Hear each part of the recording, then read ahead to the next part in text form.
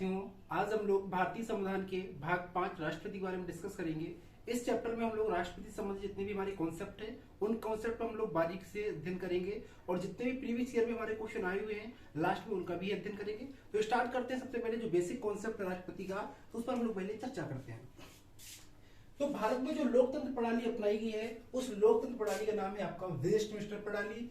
यहाँ पर वेस्टमिंस्टर की बात करते हैं तो ब्रिटेन में जहां पर आपका संसद है उस प्लेस का नाम है आपका वेस्टमिंस्टर, तो उसी के नाम से इस प्रणाली का नाम डल गया आपका वेस्टमिंस्टर प्रणाली। नेक्स्ट है आपके भारत में बोला जाता है कि कैसी प्रणाली है आपकी, तो भारत में संसदीय प्रणाली है। संसदीय प्रणाली का मतलब है कि भारत में लोकसभा होगी, राज्यसभा होगी और एक राष्ट्रपति होगा। अब बात करते हैं यहाँ पर कैसी आपकी प्रणाली है, गणतांत्रिक प्रणाली है। इसका मतलब है कि यहाँ का जो राष्ट्रपति है वो आपका एक निश्चित समय के लिए निर्वाचित होगा, ना कि वंश के आधार पर, जैसा कि ब्रिटेन में होता है। वहां के महाराजा या महारानी जो होते हैं वो वंश के आधार पर चुने जाते हैं, जबकि भारत में जो भी व्यक्ति राष्ट्रपति चुना जाएगा वो एक निश्चित कार्यकाल के लिए चुना जाएगा। तो यहाँ पर आपकी गणतांत्रिक प्रणाली है। तो भारतीय संविधान के भाग 5 में राष्ट्रपति के बारे में हम लोग अध्ययन करते हैं। तो अगर पूछा जाए भारतीय संविधान के किस भाग में राष्ट्रपति के बारे में जिक्र किया गया है, तो भारतीय संविधान का भाग 5 है। अब राष्ट्रपति को राष्ट्र प्रमुख कहा जाता है, क्यों? जिस प्रकार से हमारे फैमिली में मेंबर होते हैं, मेरे दादा हो गए, दादी हो गई, पापा, चाचा, तो जिस प्रकार से हमारे घर के जो मुखिया के रूप में एक नाम होता है वो दादाजी का होता है, तो उसी प्रकार से हमारे देश के जो राष्ट्र प्रमुख है वो कौन है? आपके राष्ट्रपति। और वैसे भी अगर हम राष्ट्रपति को एक सामान्य तरीके से समझना चाहें कि हमें ये ना लगे कि बहुत हार्ड टॉपिक है, तो उसको सबसे बेस्ट एग्जांपल रहेगा, उसको हम लोग फैमिली ग्राफ से समझेंगे। जिस प्रकार से हमारे घर में दादाजी की वैल्यू होती है, उनके कार्य होते हैं, सेम उसी प्रकार से देश में राष्ट्रपति जी की आपकी वैल्यूएशन होती है। तो यहाँ पर आपके राष्ट्र प्रमुख के रूप में कौन रहते हैं? आपके भारतीय राष्ट्रपति रहते हैं। जितने भी काम होने हैं वो सब राष्ट्रपति के नाम से होते हैं। नेक्स्ट पॉइंट आपने लिखा नाम मात्र या औपचारिक प्रमुख। जैसे कि हमारे साधारणतः घर में होता क्या है कि जो हमारे पिताजी होते हैं, सामान्य तौर पर क्या होना है वो सारी शक्तियां पिताजी में निहित होती हैं, लेकिन एक नाम के लिए किसको रखा जाता है? आपका राष्ट्रपति के लिए।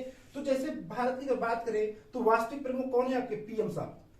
प्रधानमंत्री भारत में वास्तविक प्रमुख है, जबकि नाम मात्र या औपचारिक प्रमुख आपके कौन से? आपके प्रेसिडेंट है आपके। जिस प्रकार से घर में अगर कोई भी काम होना है, फॉर एग्जांपल घर में कोई सामान खरीदा जाना, मानी फॉर एग्जांपल गर्मियां हैं तो गर्मियों की कूलिंग के लिए कोई सामान खरीदना है, तो आप लोग अगर बोलते हैं कि हमें एसी चाहिए, मानी छोटे बच्चे लोग जो घर के मेंबर हैं वो बोल रहे हैं कि हमें एसी चाहिए। अब जो हमारे पिताजी हैं वो कहते हैं नहीं, कूलर ठीक है आपका। लेकिन दादाजी अगर आप रिकमेंडेशन करेंगे तो किसके लिए करेंगे? पंखा के लिए रिकमेंडेशन करेंगे। लेकिन बात किसकी मानी जाएगी? पिताजी की। क्यों? क्योंकि पिताजी कमा रहे हैं, आपके सोर्सेज जो है, मैन पावर है वो आपके पिताजी के पास में, दादाजी क्या आपका। नेक्स्ट पॉइंट है कि राष्ट्रपति कार्यपालिका का प्रमुख होता है। पूरी हमारी जो कार्यपालिका है, जो आपकी लोकसभा है, लोकसभा में जो भी आपके मंत्री बनाए जाते हैं, तो यहाँ पर स्पष्ट रूप से जिक्र किया गया कि सारा राष्ट्रपति का काम करेंगे। तो कार्यपालिका जो प्रमुख होते हैं वो राष्ट्रपति ही होते हैं। कोई भी नियम बनाया जाएगा लोकसभा राज्यसभा के बाद कोई भी नियम निकल के आता है तो तब तक नियम नहीं बन सकता जबकि उस पर राष्ट्रपति का साइन नहीं हो सकता है। तो कार्यपालिका के प्रमुख रूप में कौन काम करते हैं? आपके राष्ट्रपति। और इनके नीचे ही बोला कि आपका लोकसभा, राज्यसभा और आपके जो प्रधानमंत्री सारे आपके विभिन्न अधिकारी हैं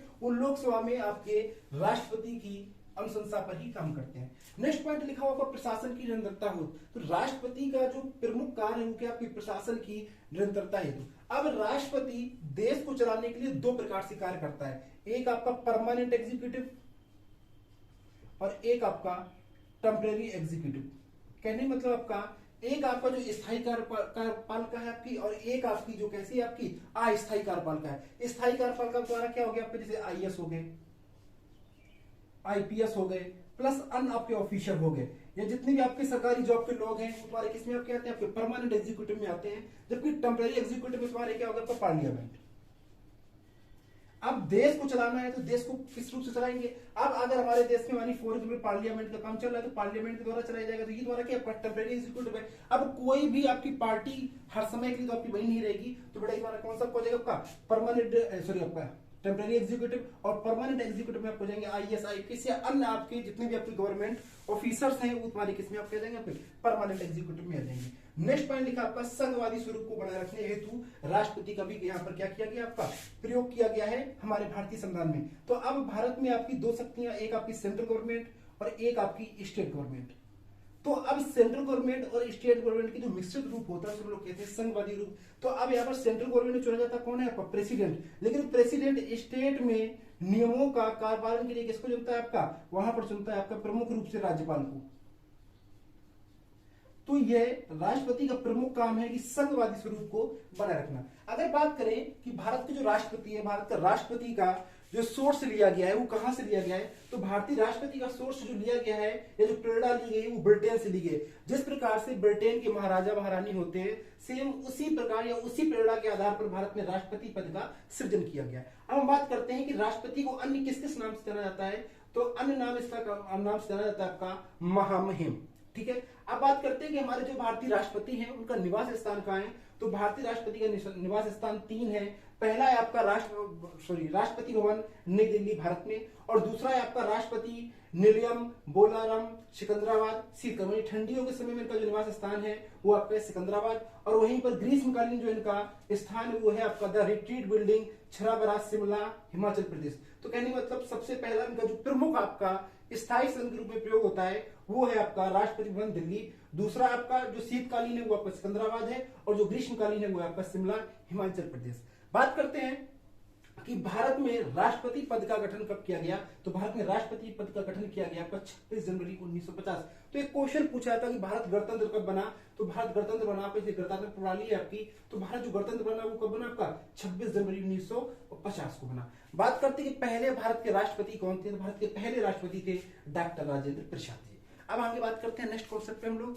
तो अगर कॉन्सेप्ट पहला है हमारा पद, कहने मतलब हमारे भारतीय संविधान में राष्ट्रपति का पद के बारे में कहां पर जिक्र किया गया है, तो भारतीय संविधान के अनुच्छेद 52 में बोला गया है भारत का एक राष्ट्रपति होगा। यहाँ पर सेल का प्रयोग किया गया है। तो जो लोग इंग्लिश जानते होंगे ग्रामर उसमें आप जानते हैं कि सेल का मतलब क्या है कि कंफर्मेशन होगा ही होगा। कहने का मतलब क्या है, अगर बोला गया भारत का एक राष्ट्रपति होगा, यहाँ पर स्पष्ट किया गया कि भारत के राष्ट्रपति का पद कभी खाली नहीं होगा। अब अगर खाली नहीं होगा कहने मतलब फॉर एग्जाम्पल जैसे मैं राष्ट्रपति हूं, कल मेरी तबीयत खराब हो जाए, कल मेरी मृत्यु हो जाए या अन्य किसी कारणवश मैं अपने पद पर काम ना कर पाऊं, तो उसके लिए भी कोई नियम बनाया गया। क्यों? क्योंकि यहाँ पर साफ बोला गया कि भारत का एक राष्ट्रपति होगा, और यहाँ पर बोला गया आपका सदैव विद्यमान होगा, वो पद कभी खाली नहीं होगा।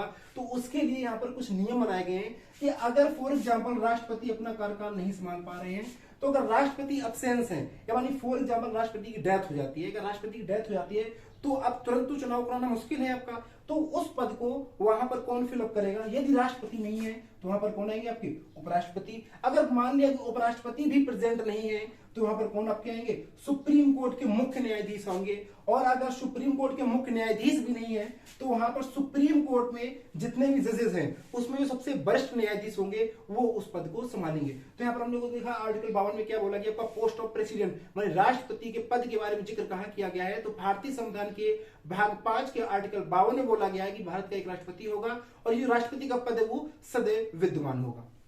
सेकंड कॉन्सेप्ट में बोला गया है स्थायी कार्यपालिका एवं अस्थायी कार्यपालिका। जैसा कि अनुच्छेद 53 में बोला गया है कि संघ की कार्यपालिका शक्ति राष्ट्रपति में निहित होगी।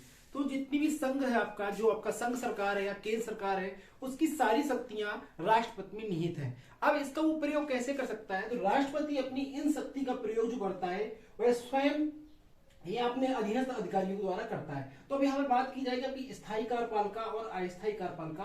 तो यहाँ पर विशेष इंपोर्टेंट पॉइंट है, ये आपके एग्जाम में बहुत पूछा जाता है, और खासकर जब आप मेंस के एग्जाम में बैठते हैं तो इस पर विशेष क्वेश्चन बनता है आपका कि स्थायी कार्यपालिका और अस्थायी कार्यपालिका का कार्य कैसे होता है और इस प्रक्रिया को क्यों स्वीकार किया गया है। तो पहली बात करते हैं कि स्थायी कार्यपालिका। अब हमारे देश का जो प्रमुख है वो है राष्ट्रपति।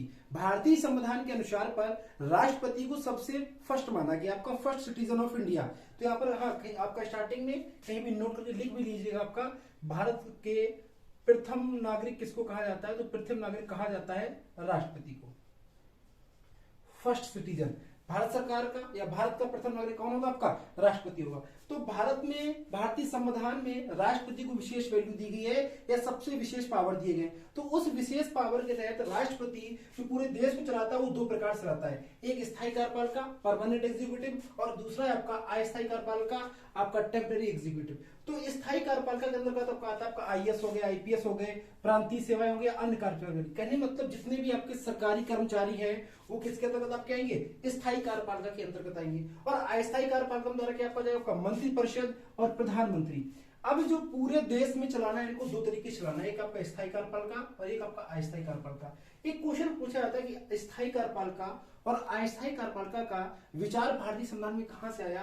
तो इसका विचार आया आपका ब्रिटिश गवर्नमेंट से। जब हमारा देश गुलाम था तो हमारे गुलाम देश में जो ब्रिटिश लोग यहाँ पर शासन कर रहे थे, वो दो चीजों का यहाँ पर प्रयोग कर रहे थे, एक स्थायी कार्यपालिका का और एक अस्थायी कार्यपालिका का प्रयोग कर रहे थे।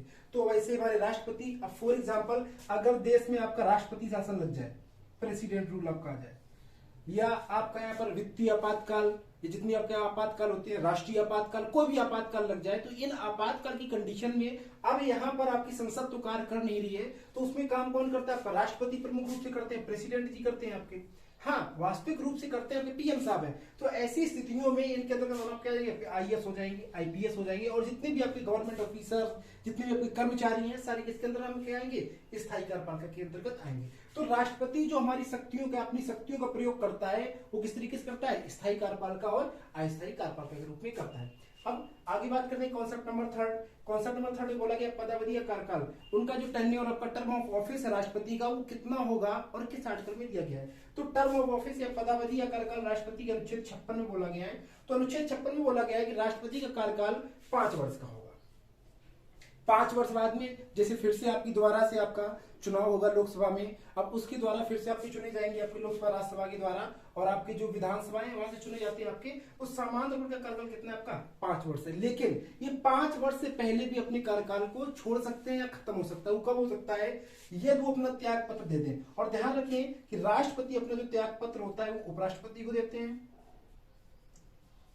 और उपराष्ट्रपति अपना त्याग पत्र किसको देते हैं? राष्ट्रपति को देते हैं। तो राष्ट्रपति को एक तो अगर रिजाइन कर देंगे तो इनका कार्यकाल 5 वर्ष से पहले खत्म हो जाएगा, या महाभियोग, इम्पीचमेंट, अनुच्छेद 61 के तहत आपकी प्रक्रिया है कि राष्ट्रपति को कैसे अलग किया जा सकता है। वहां पर बोला गया संविधान का अतिक्रमण, मान जो हमारे रूल और रेगुलेशन है, जो संविधान है, अगर उसके विपरीत में काम करते हैं उनको अलग कर दिया जाता है। आगे हम लोग कॉन्सेप्ट पढ़ेंगे महाभियोग क्या होता है। तो महाभियोग के आधार पर भी राष्ट्रपति को 5 वर्ष से पहले अलग किया सकता है। यदि राष्ट्रपति की मृत्यु हो जाए तब भी उनका कार्यकाल 5 वर्ष से पहले खत्म हो जाएगा, या कोई अन्य कारण है, जैसे फॉर एग्जांपल कि राष्ट्रपति जी आपके अब्सेंट हैं, तो उस कार्यकाल में आपके कुछ निश्चित लोग हैं, अगर वो नहीं है तो वहां पर वो रहेंगे, या बीमार हो गए, या आपको योग्य नहीं है, वो माने एलिजिबल नहीं है प्रेसिडेंट के वर्ग के लिए, तो वो पोस्ट खाली हो जाएगी। लेकिन ध्यान रखा जाए कि अगर आपके अब्सेंट है या कोई ऐसा कारण है कि राष्ट्रपति कुछ दिन के लिए, 2-4 दिन या 1-2 महीने के लिए नहीं आ पा रहे हैं, तो ऐसी स्थिति में उनके पद को संभालेंगे आपके उपराष्ट्रपति।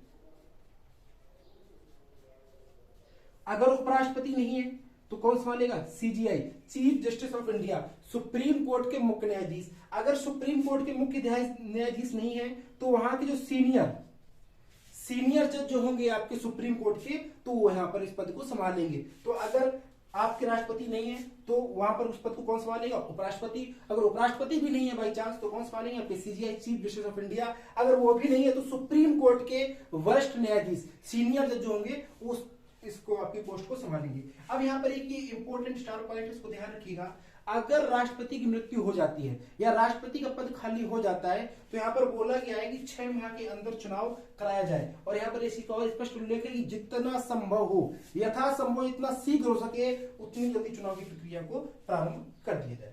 आगे बात करते हैं कॉन्सेप्ट नंबर 4। अगर किसी व्यक्ति को राष्ट्रपति बनना है, प्रेसिडेंट बनना है, तो उसके पास क्या क्वालिफिकेशन होनी चाहिए, क्या योग्यता होनी चाहिए, तो उस कॉन्सेप्ट में 4 में हम लोग पढ़ेंगे। तो अनुच्छेद 58 में बोला गया है कि राष्ट्रपति बनने के लिए क्या क्या आपके पास में योग्यताएं होनी चाहिए। तो सबसे पहली योग्यता है आपकी कि आप भारतीय नागरिक हो, आप इंडियन सिटीजन हो। एक चीज यहाँ पर ध्यान रखा जाए, इंडियन सिटीजन का मतलब क्या है? 2 देश है जिसकी तुलना करते हैं, एक है आपका इंडिया और दूसरा है आपका अमेरिका। इंडिया में बोला गया कि कोई भी व्यक्ति, वो भले ही पहले विदेशी था लेकिन उसने इंडियन सिटीजनशिप ले ली, तो वो भारत में राष्ट्रपति बनने के योग्य है। जबकि अमेरिका में इसकी कहानी बिल्कुल ठीक विपरीत, ये बोला गया है जो मूल अमेरिकी होगा वही केवल वहां का राष्ट्रपति बन सकता है। ऐसा व्यक्ति वहां का राष्ट्रपति नहीं बन सकता है जो पहले दूसरे देश का था लेकिन उसने वहां क्या कर ली, नागरिकता ले ली, अब वहां का राष्ट्रपति बनना चाहे तो नहीं बन सकता है। केवल मूल व्यक्ति ही वहां का राष्ट्रपति बन सकता है, इस चीज को विशेष ध्यान रखें। अब बात करते हैं कि उम्र, तो 35 वर्ष की आयु पूर्ण कर चुका व्यक्ति ही भारत के राष्ट्रपति बन सकते हैं। नेक्स्ट, लोकसभा सदस्य बनने के योग्य हो।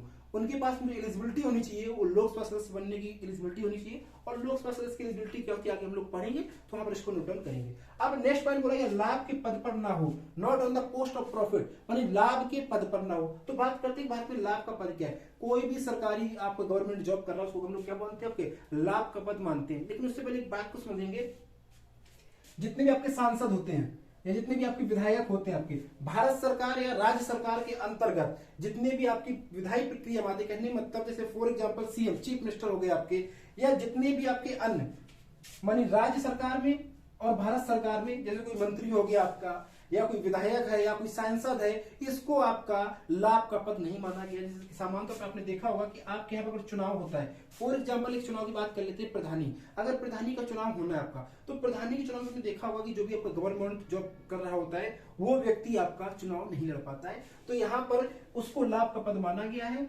लेकिन वो क्या बोला गया, लाभ के पद पर ना हो। तो लाभ के पद पर किसको किसको नहीं माना जाता, आपका कोई भी सांसद हो, कोई भी आपका विधायक हो, कोई भी आपका मंत्री हो आपका, तो कहने का मतलब आपका जो अस्थायी कार्यपालिका के अंतर्गत बैठे हुए लोग हैं प्रमुख रूप से, वो आपके लाभ के पद पर नहीं माने जाते हैं।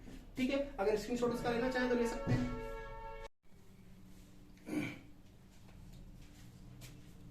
कॉन्सेप्ट पांचवा है निर्वाचन प्रणाली इलेक्ट्रॉन सिस्टम। तो बात करते हैं कि राष्ट्रपति जी की निर्वाचन प्रणाली क्या है। तो सबसे पहला क्वेश्चन बनता है कि राष्ट्रपति की निर्वाचन प्रणाली है ये किस देश से ली गई। तो राष्ट्रपति की निर्वाचन प्रणाली ली गई है आयरलैंड से।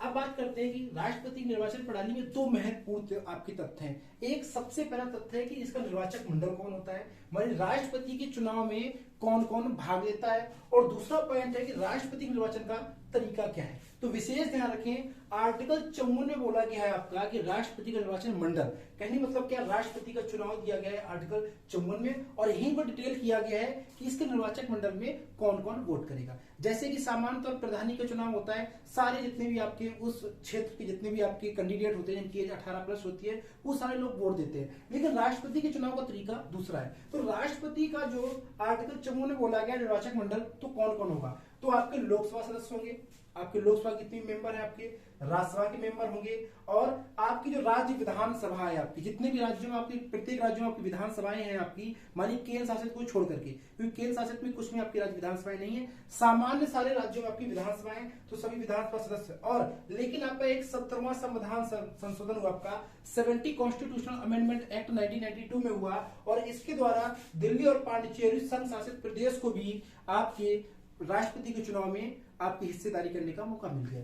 तो अब राष्ट्रपति के चुनाव में जो सदस्य आपके क्या करते हैं, वोट करते हैं, उनकी सदस्य की संख्या कितनी है, 543, और राज्यसभा सदस्यों की संख्या कितनी आपकी है, 13। अब यहाँ पर एक क्वेश्चन आपके दिमाग में आ रहा होगा कि होते तो 545, फिर दो लोग कहां पर गए। अब होता क्या है कि लोकसभा में जो सदस्य होते हैं उसमें दो सदस्य एंग्लो इंडियन को नियुक्ति कौन करता है, राष्ट्रपति। तो यहाँ पर दो पॉइंट हुए कि अब पहली बात करते हैं कि एंग्लो इंडियन क्या है। तो एंग्लो इंडियन वो व्यक्ति होते हैं जिसमें से मेल या फीमेल में से कोई व्यक्ति आपका एक अंग्रेज, मानी फॉर एग्जांपल रमेश नाम का कोई लड़का है और उसकी शादी देवयाना नाम की एक लड़की जो आपकी अमेरिकी है, मानी सॉरी आपकी जो भी आपकी अंग्रेज है उससे शादी हो जाती है। तो अब वो देवयाना नाम की जो लड़की है जिससे शादी हुई है, अब वो भारत में रह रही है। तो ऐसे व्यक्ति जो आपके विदेशी थे लेकिन उन्होंने शादी करने वाले भारतीय सिटीजनशिप भी ले ली, तो ऐसे लोगों के लिए जो विशेष नियम बनेंगे, तो भाई वो लोग लोकसभा या राज्यसभा में होने भी तो चाहिए, क्योंकि जब उनके लिए नियम बन रहे हैं तो उनका उचित प्रतिनिधित्व होना चाहिए। अगर वहां पर वो लोग बैठेंगे नहीं तो उनके लिए नियम कैसे बनेगा।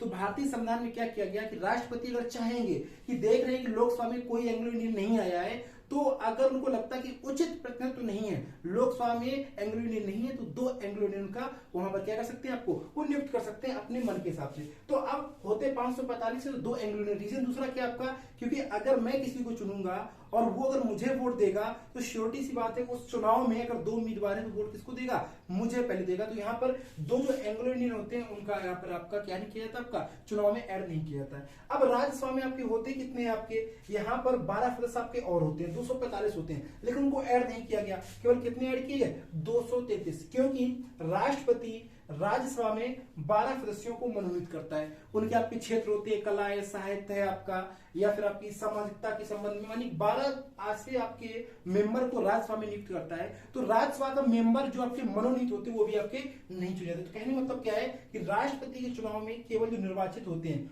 ओनली इलेक्टेड पर्सन ही आपके इसके चुनाव में, राष्ट्रपति जी के चुनाव में क्या करते हैं, आपके पार्टिसिपेट करते हैं। और यहां पर विधानसभाएं पार्टिसिपेट नहीं करती हैं। केवल विधानसभा पार्टिसिपेट करती है, विधान परिषद पार्टिसिपेट नहीं करती। क्यों नहीं करती है? इसका रीजन है क्योंकि भारत के प्रत्येक राज्यों में विधान परिषद नहीं है, कुछ में है और कुछ में नहीं है, तो इसका उचित प्रतिनिधित्व नहीं हो पाएगा, एक सही बंटवारा नहीं हो पाएगा। तो यहाँ पर विधान परिषद का राष्ट्रपति के चुनाव में प्रयोग नहीं किया गया है। और एंग्लो इंडियन का आपका राष्ट्रपति चुनाव में प्रयोग होगा क्या? नहीं होगा, बिल्कुल नहीं होगा। जो मनोनीत आपके मेंबर होते हैं, जिनको राष्ट्रपति मनोनीत करते हैं, तो उनका भी राष्ट्रपति के चुनाव में प्रयोग नहीं होता है। तो किसका होता है? आपका संसद के दोनों सदस्य कौन से? निर्वाचित और राज्य विधानसभाएं, और आपकी दो आपके ऐसे संघ शासित प्रदेश हैं, दिल्ली और पांडिचेरी, केवल इनके आपके सदस्यों का जो निर्वाचित हैं केवल वही वोट करेंगे। तो सीधा सा मतलब क्या है? संसद के दोनों सदनों के निर्वाचित सदस्य और राज्य विधानसभाओं के निर्वाचित सदस्य। लेकिन यहाँ पर इस पॉइंट को विशेष ध्यान रखें, दिल्ली और पांडिचेरी को आपका एक संशोधन हुआ 70 कॉन्स्टिट्यूशनल अमेंडमेंट 1992 के तहत इन दोनों का भी पार्टिसिपेट हुआ। अब बात करते हैं कि कुल कितने आपके सांसद इससे वोट करते हैं। तो टोटल जो एमपीज वोट करते हैं वो 776 करते हैं, और जो आपके विधायक हैं वो कुल कितने हैं? आपके 4033 विधायक इसमें पार्टिसिपेट करते हैं। अब आर्टिकल 54 में तो ये बोल दिया कि इसका निर्वाचन मंडल क्या है आपका। अब अनुच्छेद 55 में बोला गया है कि निर्वाचन का तरीका क्या होगा, लेकिन उससे पहले एक चीज और देखनी, निर्वाचन का तरीका क्या बोला गया आपका? आनुपातिक प्रतिनिधित्व। दूसरा पॉइंट क्या बोला गया आपका? एकल संक्रमणी। तीसरा बोला गया गुप्त, और चौथा बोला गया अप्रत्यक्ष। तो हम यहाँ पर बात करेंगे कि ये आपके पॉइंट क्या है, उससे पहले इन दो बिंदु पर लोग चर्चा करेंगे। अब जब राष्ट्रपति का चुनाव होना है, अब राष्ट्रपति के चुनाव के लिए क्या होता है कि भाई राष्ट्रपति का चुनाव एक गंभीर चुनाव है। अब कोई प्रधानी का चुनाव तो है नहीं। अब सामान्य तौर पर देखा होगा, जब कोई प्रधानी का चुनाव लड़ना जा रहा है या बीडीसी का चुनाव लड़ने जाता है या कोई अन्य चुनाव लड़ने जाते हैं, तो कुछ लोग गांव उसके साथ में जाते हैं क्या करने के लिए? अनुमोदक और प्रस्तावक। अब राष्ट्रपति के चुनाव को गंभीर बनाने के लिए वर्तमान में 50 अनुमोदक होने चाहिए और 50 प्रस्तावक होने वाली 50 लोग अलग होने चाहिए जो ये चाहते हैं कि राष्ट्रपति चुनाव लड़े, और प्रस्तावक अलग, दोनों आपकी क्या होनी चाहिए? 50%। लेकिन पहले क्या होता था कि प्रारंभ में 10 अनुमोदक और 10 प्रस्तावक हुआ करते थे। अब रीजन क्या, उसको बढ़ा क्यों दिया गया है? राष्ट्रपति का चुनाव गंभीर नहीं होता था। गंभीर क्या? कोई भी ऐसा व्यक्ति जिसके पास में अच्छा खासा पैसा है, अच्छा खासा प्रभाव है, तो 20 सांसदों को वो आराम से अपनी तरफ कर सकता था, तो राष्ट्रपति का चुनाव लड़ सकता था। इस मुद्दे को गंभीर बनाने के लिए 50 अनुमोदक और 50 प्रस्तावक किए गए। तो विशेष ध्यान रखिए कि कितने अनुमोदक हैं वर्तमान में? 50 अनुमोदक हैं और 50 प्रस्तावक हैं, लेकिन प्रारंभ में इनकी संख्या 10-10 थी। अब हम लोग बात करते हैं निर्वाचन का तरीका, कि राष्ट्रपति का निर्वाचन तरीका क्या है। तो हम लोग देखेंगे राष्ट्रपति निर्वाचन का तरीका क्या है, और उन्हीं में इन सभी शब्दों को हम लोग समझेंगे कि आनुपातिक प्रतिनिधित्व क्या होता है, एकल संक्रमणी क्या होता है, गुप्त क्या होता है, अप्रत्यक्ष क्या होता है। तो हम बात करते हैं, मैंने मान लिया राष्ट्रपति का चुनाव है और राष्ट्रपति के चुनाव में 3 उम्मीदवार है, ए बी सी, ठीक है। एक उम्मीदवार हम लोग और मान लेते, मैंने मान लिया कि आपके 4 उम्मीदवार हैं, ए बी सी डी। अब रीजन क्या है? 776 आपके क्या है? आपके सांसद सदस्य हैं आपके, और 4033 आपके विधायक सदस्य हैं। अगर सबको यहाँ पर डिटेल करना चाहेंगे तो बहुत लॉन्ग हो जाएगा। हमने मान लिया कि केवल 5 लोग इनको वोट करते हैं। अब 5 लोग वोट करने में होता क्या? हम लोग जब वोट करते हैं किसी सामान्य, मानी कि इसमें हम लोग वोट करते नहीं राष्ट्रपति चुनाव में, मानी फॉर एग्जाम्पल प्रधानी के चुनाव में आपने वोट करना है आपको, या फॉर एग्जाम्पल विधायकी के चुनाव में आपको वोट करना है, या फिर आपका किसी भी चुनाव अगर वोट हम लोग करते हैं तो उसमें क्या करते हैं? केवल एक व्यक्ति को चुन लेते हैं। लेकिन राष्ट्रपति के चुनाव में क्या होता है कि एक व्यक्ति जब वोट देने जाएगा तो सबको चुनेगा। बस यहाँ पर क्या होगा, वो प्रेफरेंस करेगा कि पहली हमारी पसंद कौन है, दूसरी हमारी पसंद कौन है और तीसरी हमारी पसंद कौन है। तो मैंने मान लिया कि एक आपका रमेश नाम का व्यक्ति गया, कोई सांसद या विधायक है आपका, और उन्होंने क्या किया? वोट किया। अब वोट किया, मैंने मान लिया कि रमेश को लगता है कि हम पहला प्रेफरेंस किसको देते हैं? ए। मैंने रमेश का मानना है कि सबसे पहले अगर कोई राष्ट्रपति बने तो कौन बने? ए बने। अगर ए ना बने तो दूसरे नंबर पे किसको प्रेफरेंस कर दिया? बी को। अगर ये ना बने तो किसको कर दिया? सी को कर दिया। और फॉर एग्जाम्पल ये भी ना बने, इनको क्या कर दिया? 4 नंबर इनको कर दिया। कहने का मतलब आपको एक लोगों को वोट नहीं देना है, आपको सबको वोट देना है। लेकिन आपकी पहली पसंद कौन है, दूसरी पसंद कौन है, तीसरी पसंद कौन है और चौथी पसंद कौन है? जितने उम्मीदवार होंगे उतनी पसंद। अगर 2 उम्मीदवार हैं तो आपके सीओडी अलग कर दीजिए, कितना बचेगा? 1 और 2। अब मैंने मान लिया दूसरे व्यक्ति दूसरे आपके सांसद या विधायक आते हैं, उनका मैंने नाम मान लिया मनीष। इन्होंने क्या सोचा? इन्होंने फर्स्ट प्रेफरेंस दे दिया बी को, बोला कि बी सबसे बेस्ट कैंडिडेट है, तो इन्होंने बी इनको कर दिया। सेकंड किसको दे दिया? ए को दे दिया, और 4 इनको कर दिया और 3 इनको कर दिया। फिर आपके एक नेक्स्ट आपके आते हैं नमन। नमन नाम के आपके कोई आपके सांसद और विधायक हैं, वो वोट करते हैं। उन्होंने फर्स्ट प्रेफरेंस किसको कर दिया? फर्स्ट प्रेफरेंस कर दिया सी को। सेकंड प्रेफरेंस किसको कर दिया? ए को। अब थर्ड प्रेफरेंस किसको कर दिया? बी को। और फोर्थ प्रेफरेंस किसको कर दिया? डी को। अब मैंने मान लिया आपके कि दूसरे नेक्स्ट आपके हैं आपके अखिलेश। ये वोट करने आए और अखिलेश ने क्या किया कि फर्स्ट प्रेफरेंस किसको दे दी, ए को, सेकंड प्रेफरेंस किसको दे दी, डी को, अब थर्ड प्रेफरेंस किसको दे दी, सी को, और फोर्थ प्रेफरेंस किसको दे दी, बी को। तो यहां पर ये जो तरीका है इसको हम लोग क्या कहते हैं, आनुपातिक प्रतिनिधित्व, ठीक है, प्रोपोर्शनल। कहने मतलब क्या, सबको आपको वोट करना है, अनुपात अनुपात के रूप में करना है आपको, प्रोपोर्शनल के रूप में। मानी पहला आपका क्या है, मैंने इनको माना, दूसरा इनको माना, तो ये आपका पहला पॉइंट क्या हो गया आपका, अनुपातिक। अब नेक्स्ट पॉइंट है आपका एकल संक्रमणी, तो पहले इसको समझते हैं। अब यहां पर क्या होता है, मानी फॉर एग्जांपल इस चुनाव को अब आपका वोट पड़ चुके हैं, मैंने मान लिया कि 4 कैंडिडेट थे, आपके 4 कैंडिडेट हैं और 4 ही लोग इसमें क्या है वोट करने वाले। तो अब इसकी मतगणना कैसे की जाएगी, तो सबसे पहला होगा आपका प्रथम चरण, प्रथम चरण की मतगणना। तो सबसे पहले आपको ये काउंट करना है कि फर्स्ट नंबर प्रेफरेंस किसको कितनी बार दी गई है, तो ए को कितनी बार दी गई है, 1 2, तो कितना आपका हो जाएगा 2। बी को कितनी बार मिली है आपको, 1 बार, और सी को पहली बार कितनी, माने आपकी जो पहली आपकी फर्स्ट नंबर की चॉइस कितनी बार मिली है, 1 बार।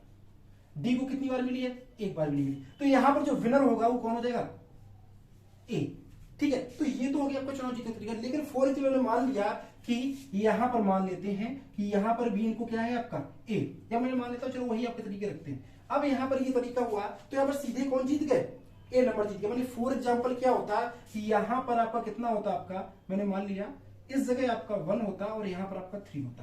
तो अब कहानी इसकी चेंज होगी। अब यहां पर क्या है आपका कि 1 2 बार किसको मिला है, ए को, और 2 बार एक किसको मिला आपको, बी को मिला। अब तो यहां पर 2 कंडीशन होगी। अब यहां पर कितनी बार है आपका 0 बार और यहां पर 0 बार। तो ये तो आपकी प्रथम चरण की मतगणना होगी। अब यहां पर तो विनर आपका हुआ नहीं, अब क्या किया जाएगा, आपका द्वितीय चरण की मतगणना की जाएगी।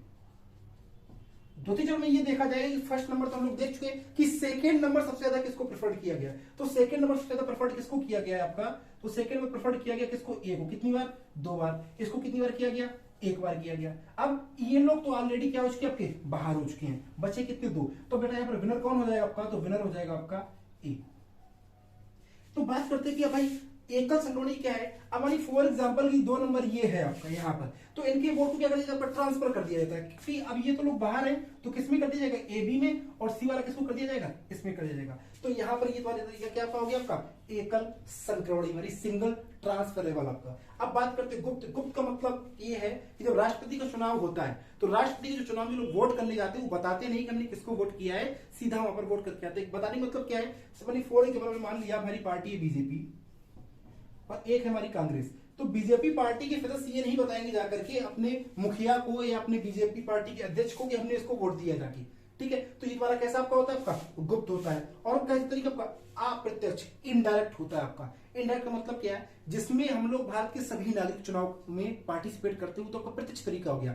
लेकिन ये तुम्हारा कैसा आपका अप्रत्यक्ष। क्यों, अब जो हमारे सांसद हैं, जो एमपीज हैं, उनको वोट हम करते हैं, और ये सांसद किसको वोट करते हैं, देखिए राष्ट्रपति को। तो क्या डायरेक्ट हम लोगों ने वोट दिया, नहीं दिया, तो इसलिए हम इसको क्या बोलते हैं आपका अप्रत्यक्ष। जैसे विधायक हैं तो विधायकों को भी हम लोग क्या करते हैं, हम वोट करते हैं, लेकिन क्या हम राष्ट्रपति के चुनाव वोट करते हैं, तो नहीं करते हैं। तो ये भी तुम्हारा कैसा हो गया, आपका अप्रत्यक्ष तरीका हो गया। अब यहाँ पर बात करते हैं, एक क्वेश्चन पूछा गया था कि भारत में सैद्धांतिक रूप से और व्यावहारिक रूप से चुनाव की प्रक्रिया कैसी है। तो सैद्धांतिक और व्यावहारिक रूप से दोनों तरीके से भारत में राष्ट्रपति चुनाव तरीका कैसा आपका अप्रत्यक्ष है। किसी भी तरीके से देख ले तो वहां पर आपके चुनाव प्रोसेस क्या आपका अप्रत्यक्ष है। जबकि आपके यूएसए में जो राष्ट्रपति का चुनाव होता है उसमें व्यावहारिक रूप से तो उनका निर्वाचन प्रत्यक्ष रूप से होता है, लेकिन सैद्धांतिक रूप से अप्रत्यक्ष होता है। तो किसी वीडियो में नेक्स्ट बनाएंगे कि आपके अमेरिकी राष्ट्रपति का चुनाव कैसे होता है। अगर इसका स्क्रीनशॉट लेना चाहें तो ले सकते हैं। अगर ये पॉइंट आपको नहीं समझ में आ रहा है तो दोबारा से इसको पीछे जाकर के दोबारा से देखें, आपको चीजें क्लियर हो जाएंगी। अब एक प्रश्न बनता है कि राष्ट्रपति के चुनाव में विधायक भी पार्टिसिपेट करते हैं और सांसद भी पार्टिसिपेट करते हैं। तो विधायक और सांसद की जो वोट की वैल्यू होती है वो डिफर होती है। अब रीजन का सांसद एक बड़े क्षेत्र का आपका प्रतिनिधित्व होता है, जबकि विधायक एक छोटे क्षेत्र का प्रतिनिधि होता है। तो हम कैसे फाइंड करेंगे कि विधायक की वोट की वैल्यू क्या है और एक सांसद की वोट की वैल्यू क्या है, जरा समझते हैं। अगर हमें विधायक के मत की मूल्य निकालना, यानी विधायक जो है उसकी वोट वैल्यू निकालनी है, तो कैसे निकालेंगे, तो उसका फॉर्मूला है राज्य की कुल जनसंख्या अपॉन राज्य विधानसभा के निर्वाचित कुल सदस्य इंटू 1/1000। तो मैंने एक स्टेट ले लिया झारखंड। झारखंड की ये मैंने मान लिया आपकी क्या, आपकी पॉपुलेशन है, ठीक है, 14227,133, ठीक है। और वहां में राज्य विधानसभा के निर्वाचित कुल सदस्य कितने आपके 81 इंटू का 1 का 1000। अब अगर इसको हम लोग सॉल्व करते तो हमारी वैल्यू कितनी आ जाएगी 175.6436। तो इसकी वैल्यू में राउंड में कितनी मान लेंगे 176। क्यों? अगर 0.5 से वैल्यू ज्यादा होती है तो उसको उसके नेक्स्ट माना तो उसके नेक्स्ट मानते हैं। तो हमारा राउंड में कितना हो गया 176। तो झारखंड में एक विधायक के मत की मूल्य कितना बेटा हो गया 176। अब वहां पर एक विधायक के वोट की वैल्यू कितनी है आपकी 176 है आपकी। अब वहां पर कुल आपको जो विधायक है उनकी संख्या कितनी है आपकी 81। तो मल्टीपल कर दिया तो तुम्हारा कितना हो गया 14,256 टोटल वोट वैल्यू निकल के आ गई झारखंड के विधायकों की। अगर मैं बात करूं कि टोटल आपकी जितनी भी आपके स्टेट हैं और प्लस U2 के वोट की टोटल वैल्यू कितनी है आपकी तो 5,49,495 है। तो हम लोगों ने कैसे एक विधायक की वोट की वैल्यू निकाली हमें समझ में आ गया। अब बात करते हैं कि एक सांसद जो है आपका एक MP है उसके वोट की वैल्यू कैसे निकालते हैं। तो उसका फॉर्मूला है सभी राज्यों के विधायकों के मतों का मूल्य अपॉन संसद के निर्वाचित कुल सदस्य। तो हम लोगों ने यहां पर देखा कि टोटल हमारी जो वोट वैल्यूज है आपकी तो कितनी है आपकी है 5,49,495 और टोटल जो आपके संसद में निर्वाचित कुल सदस्य हैं कितने आपके 776। तो अगर इसका हम लोग डिवाइडेशन करते हैं तो कितना आपकी वैल्यू आपकी आ रही है 708। तो यहाँ पर हम देख सकते हैं एक विधायक की वोट की वैल्यू हमारी समथिंग कितनी है 176 रुपए है, सॉरी 176 है आपकी। और एक सांसद की वोट की वैल्यू कितनी है 708। कम से कम आपका 3 से 4 होने का आपका डिफरेंस आ रहा है। तो एक सांसद की वोट की वैल्यू कैसे निकालते हैं हमें समझ में आ गया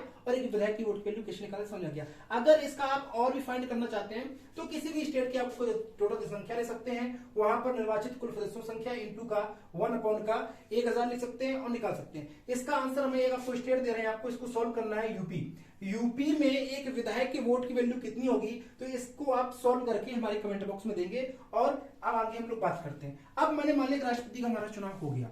अब एक क्वेश्चन उठता है अगर राष्ट्रपति के चुनाव में कोई बीच में झोलझाल हुआ है आपका या कोई भी आपका विवाद हुआ है तो उससे संबंधित प्रावधान है क्या। तो बिल्कुल हमारे संविधान में तो नेक्स्ट कॉन्सेप्ट हम लोग देख रहे हैं उसी पर चर्चा करेंगे। कॉन्सेप्ट 6 में बोला गया है आपका, हम बात करेंगे यहाँ पर निर्वाचन से संबंधित विवाद। तो आपका एक आर्टिकल है अनुच्छेद 71 में बोला गया है कि राष्ट्रपति के चुनाव से संबंधित अगर कोई भी विवाद हुआ है तो उससे संबंधित यहाँ पर प्रावधानों पर जिक्र किया गया। तो सबसे पहली चीज है कि अगर राष्ट्रपति के चुनाव में कोई मुद्दा उठता है तो उसकी जांच और डिसीजन कौन करेगा। तो उसकी जांच और उसका जो निर्णय देगा वो सुप्रीम कोर्ट देगा। अब ये भी बात होती है कि राष्ट्रपति के चुनाव के लिए भाई अगर आपको याचिका डालनी है तो कौन कौन से ऐसे लोग हैं जो केस कर सकते हैं। तो 2 व्यक्ति केस कर सकते हैं। पहला जो चुनाव में भाग लेने वाले उम्मीदवार है, मैंने फॉर एग्जाम्पल 2 व्यक्ति हैं ए और बी।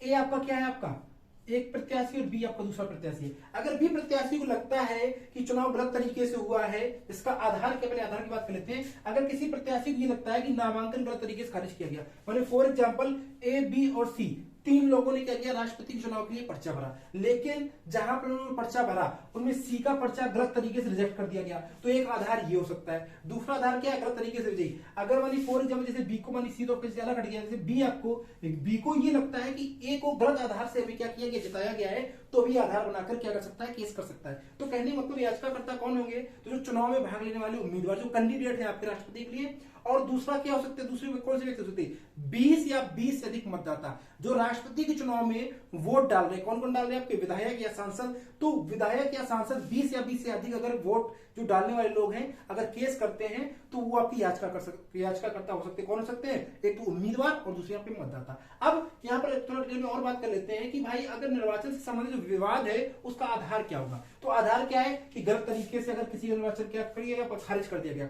मानिए फॉर एग्जाम्पल रमेश, महेश और सुरेश 3 उम्मीदवार है राष्ट्रपति के लिए और सुरेश को गलत तरीके से उसका निर्वाचन रद्द कर दिया गया। मानिए फॉर एग्जाम्पल अंदर उनके लोग बैठे हुए थे ए प्रत्याशी के, मैंने मान लिया द्वारा समझते हैं ए बी और सी 3 प्रत्याशी राष्ट्रपति के चुनाव के लिए फॉर्म भरे।